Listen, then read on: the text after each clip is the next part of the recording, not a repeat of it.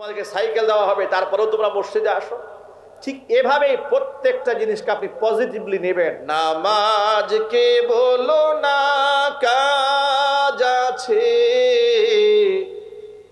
কাজকে বলো আমার নামাজ আছে।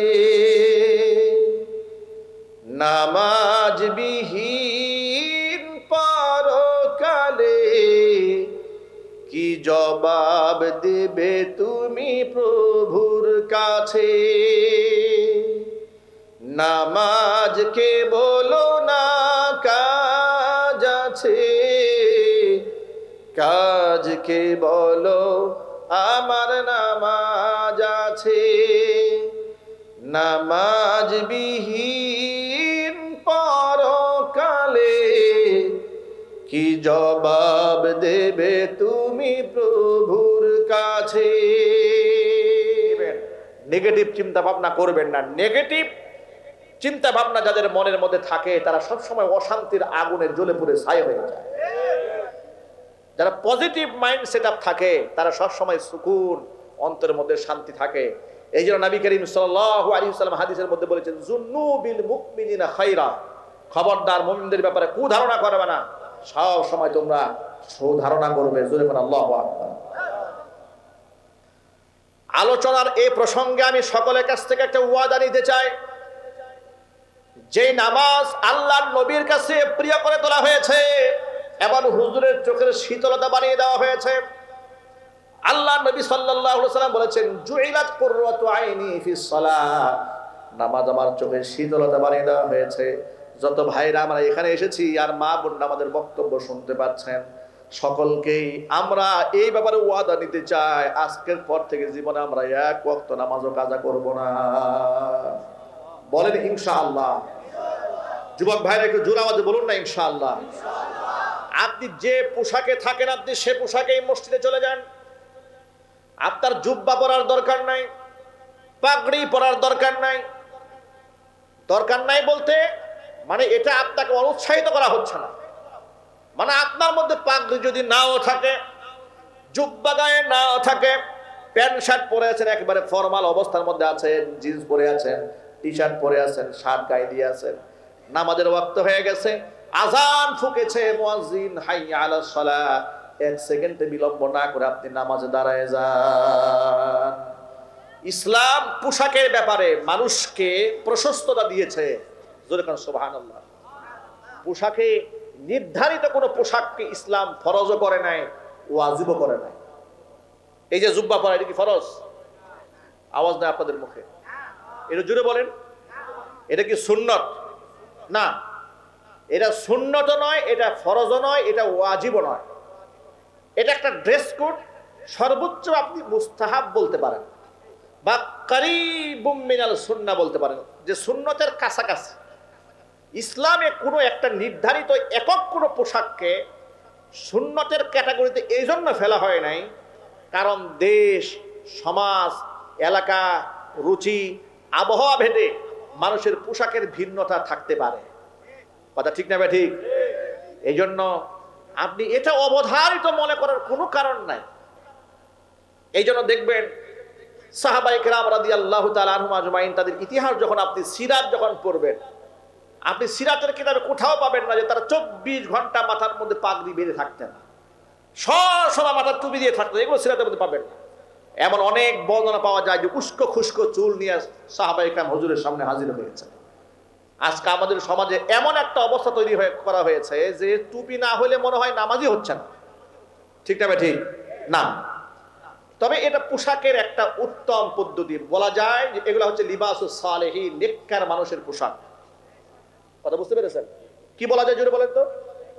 লিবাসুস সালেহিন, নেককার মানুষের পোশাক বলা যায়। যে প্রকৃত অর্থে সমাজের মধ্যে আল্লাহ ওয়ালা যারা দিনদার, ইমানদার, তাকওয়াবান, পরহেজগার, ওয়ারাসাতুল আম্বিয়া, নবীগণের ওয়ারিস যারা, তারা এই ধরনের পোশাক পরে।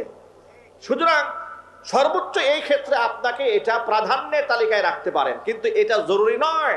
কিন্তু নামাজ আপনার জন্য জরুরি, হজ আপনার জন্য জরুরি, মুখের দাড়ি আপনার জন্য জরুরি। এটা মনে করার কোনো কারণ নাই হুজুর আমার যেহেতু জুব্বা নাই আমার দাড়ি না রাখা যাবে না। না, দাড়ি আপনার জন্য অবধারিত, দাড়ি ওয়াজিব। দাড়ি রাখা কি জোরে বলেন তো ভাই, জোরে আওয়াজে বলেন। দাড়ি রাখাটা ওয়াজিব, দাড়ি রাখেন, গুরুত্ব দেন। নবী করিম সাল্লাল্লাহু আলাইহি সাল্লাম বলেছেন আউফুল্লুহা ওয়াফুল্লুহা ওয়ারফুল্লুহা, দাড়িকে ছেড়ে দাও, দাড়িকে লম্বা করে দাও, দাড়িকে পূর্ণতায় পৌঁছিয়ে দাও। আল্লাহ পাক যেন আমার ভাইদেরকে আমল করার তৌফিক দান করেন।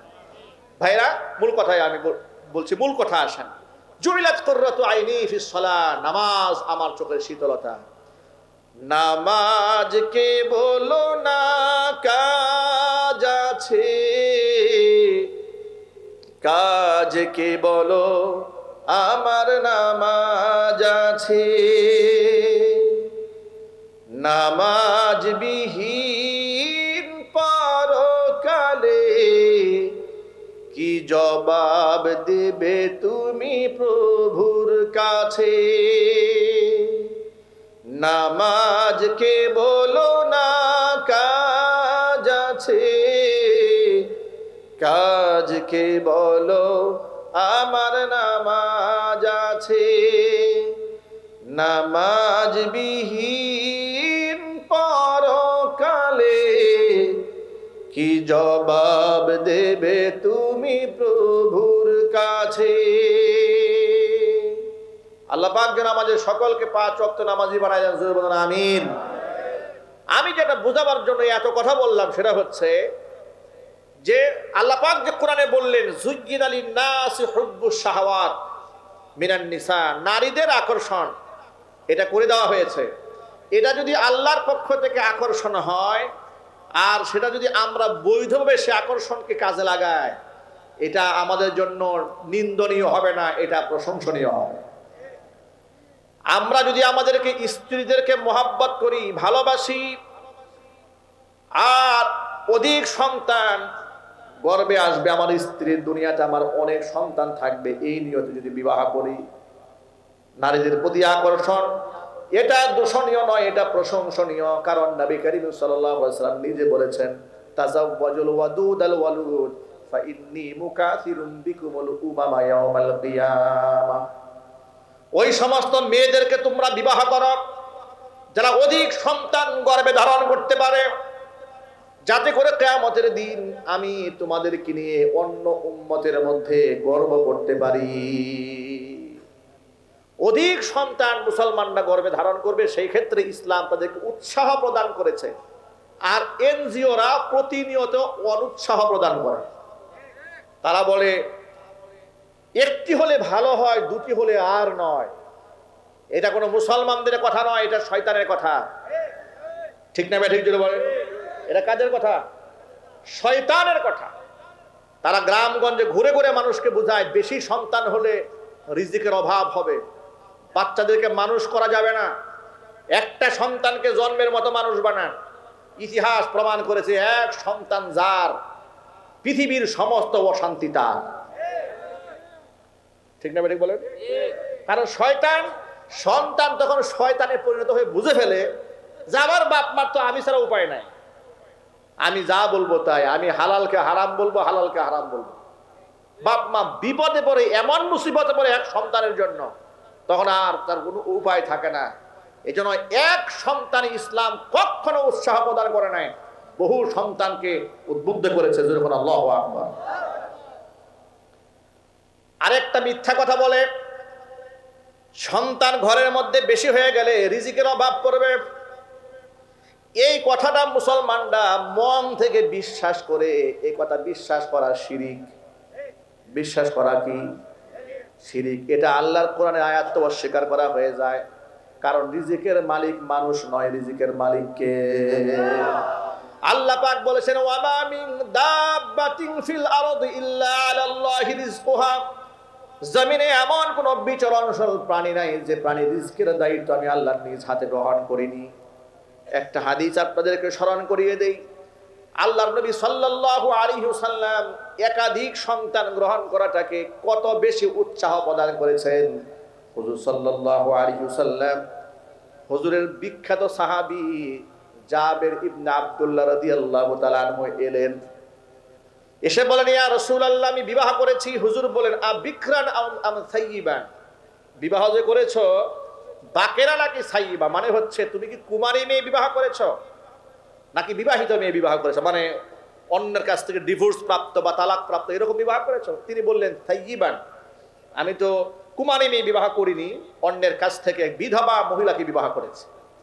হুজুর বললেন হাল্লা বিকরান তুলাইবুকা ওয়া তুলাইবুহা, তুমি কেন একটা কুমারী মেয়েকে বিবাহ করলে না, যে কুমারী মেয়ে তোমার সাথে আনন্দ প্রমোদ করতো, তুমি তার সাথে আনন্দ প্রমোদ করতে।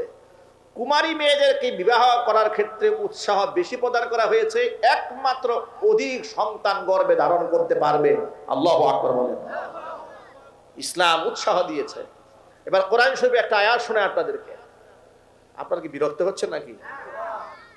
ওয়ালা তাকতুলু আওলাদাকুম খাশিয়াতা ইমলাক, দারিদ্রতার ভয়ে তোমরা তোমাদের সন্তানদেরকে হত্যা করো না।